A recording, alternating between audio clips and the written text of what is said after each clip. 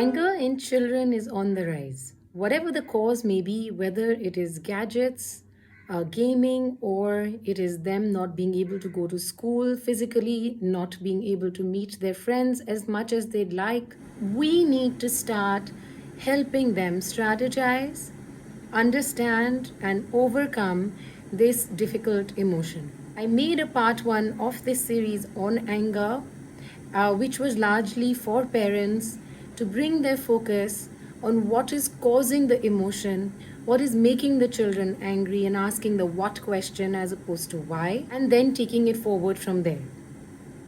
In this one, I'd like to talk about a couple of tools on how to cope with anger and how to express it in agreeable ways. One of the biggest concerns with anger as an emotion is our denial or rejection of it.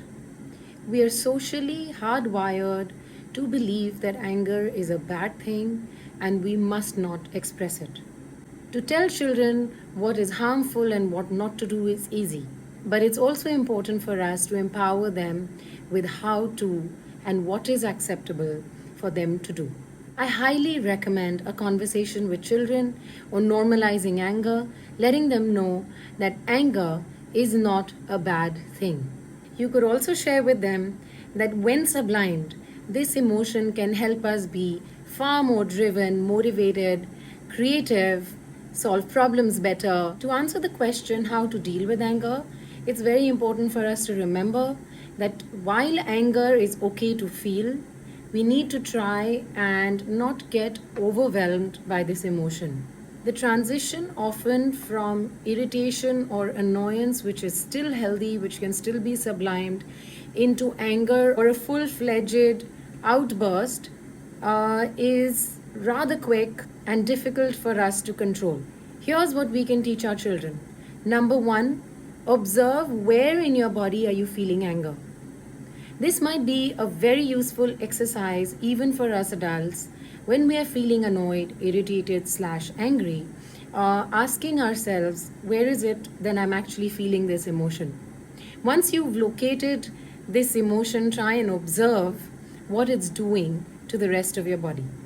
The second thing to do is to breathe into that part of your body which is feeling the thumping anger. On the one hand, while this might be a little bit vague or abstract for children to practice, for them to be able to identify that it's my heart that I'm feeling the anger in, or my head, or my belly, and then them breathing into that part of their body might actually help them be able to calm themselves down and undo the impact of the cortisol. The third thing to do is to give them words. It's obviously okay for them to say, I'm feeling angry. You could get more specific and tell them to pick a number for themselves from 0 to 10 if they're older, or give them a choice of animals in terms of their size in ascending order, a mouse to a lion, to be able to express how big or how intense this emotion is. The fourth thing to do is that we often are not able to expand our vocabulary when it comes to, angry emotions, when it comes to upsetting emotions. So, to help your children identify what is an irritation, what is an annoyance versus what is angry, if they are able to use vocabulary such as this has irritated me or annoyed me versus this is making me very angry, will be a very constructive exercise where they will be able to identify these subtle differences and maybe arrest the growing upset to annoyance and not let it become anger. The other very significant thing to talk to children about expressing anger verbally is to add that I'm feeling angry right now. We often stop at I'm angry. When we add right now to the statement, we're aware that this is not going to last for a very long time. It's only temporary. It's only in the moment. And the last thing I recommend we talk to our children about, what do we do with this precious emotion? Now, this one doesn't have a cookie cutter answer. You could try and discover with your child what is it that they are willing to associate this upsetting emotion with and act on it at that time when this emotion is identified. We have been hardwired that anger has to be emoted or manifested in certain ways, and we can start to change that.